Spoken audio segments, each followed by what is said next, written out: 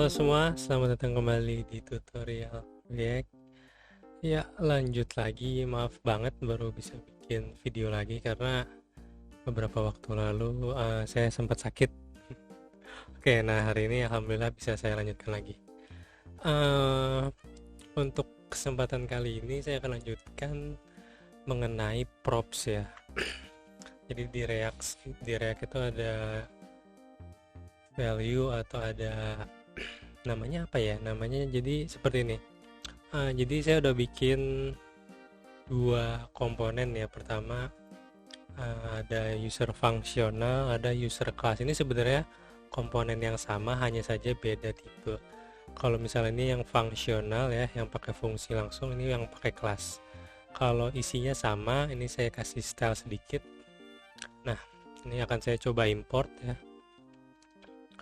Import user class,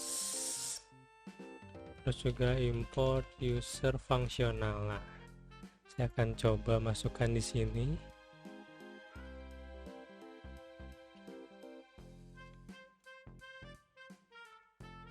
Nah, saya save.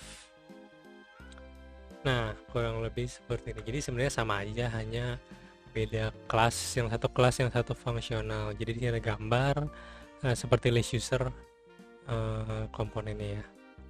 Nah, tadi mengenai props. Jadi props itu adalah sesuatu nilai yang diberikan kepada si komponen ini.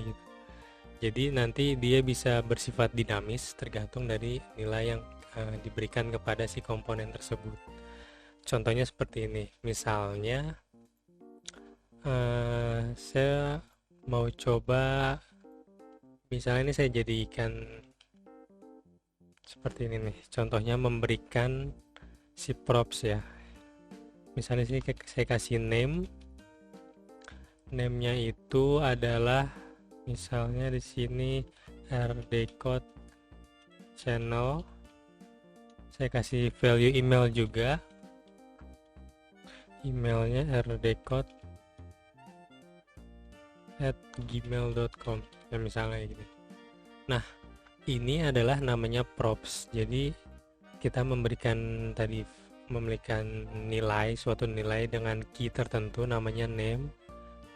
Di sini value-nya adalah rdcode channel, dan juga di sini email namanya rdcode@gmail.com. Nah, di sini kan saya kasih ke user class. Kalau user class itu untuk mengakses nilai props itu seperti ini. Jadi nanti dia akan berbentuk objek ya nilainya. Jadi misalnya saya ingin mengambil dari this.props. Nah, jadi kalau misalnya kelas, kita panggil propsnya itu dengan this.props. Nah, terus di sini apa aja yang bisa kita panggil? Nah, tadi berarti di sini ada name, yang kedua ada email. Ya kan? Nah, ini yang saya akan coba masukin ke sini ya nilainya. Di sini adalah name, di sini adalah email. Saya save. Nah, jadi ini akan berganti sesuai dengan props yang diberikan. Jadi ini ada tadi props name, di sini ada props email. Nah, jadi nanti untuk membuat komponen yang dinamis, kita bisa tinggal ngopi. Terus misalnya ini nama yang lain ya, tutorial channel. Di sini saya juga ganti tutorial@gmail.com.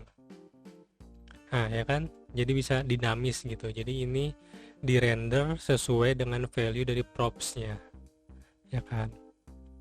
Nah, kalau misalnya di user fungsional, saya akan ngasih ini yang sama ya. Saya akan ngasih props yang sama, name dan email juga.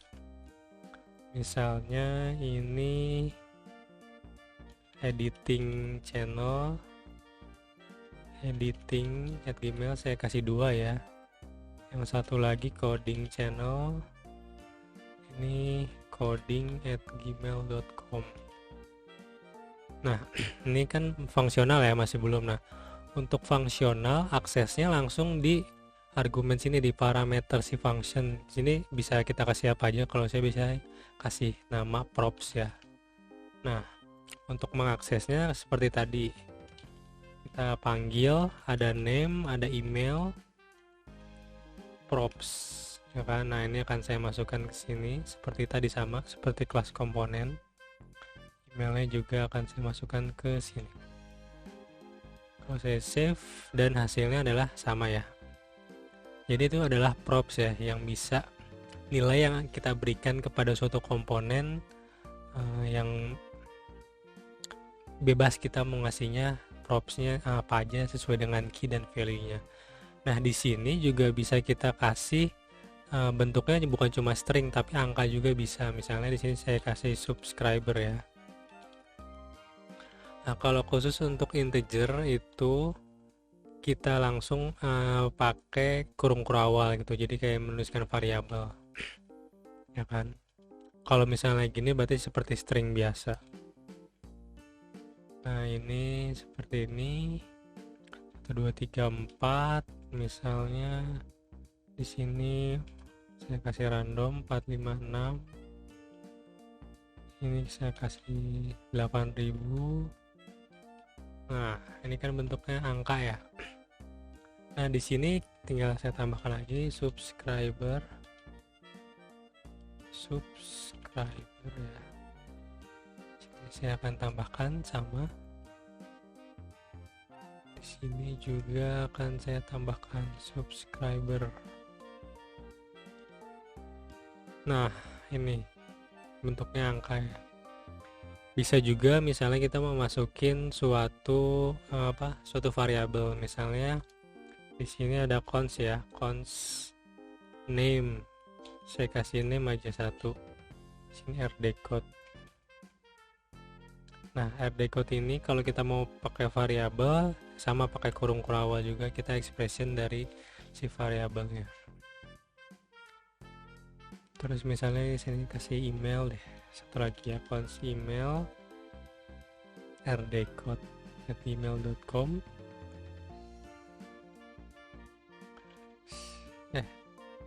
Sorry, kurang ininya. Sama subscriber deh satu lagi. Subscribernya 1 2 3 4. Nah, jadi gini. Set kita save. Nah, hasilnya sama ya. Jadi itu props itu ya, tadi adalah nilai yang diberikan kepada suatu komponen yang nanti bisa dipakai ke dalam komponen tersebut ya. Nah, seperti ini contohnya. Oke, itulah tutorial tentang props ya, dimana ada value, ada key yang bisa dipakai dalam suatu komponen dan bisa membuat si komponen itu menjadi dinamis kontennya. Oke, terima kasih. Mungkin itu aja tentang props. Terima kasih sudah menyaksikan dan semoga bermanfaat.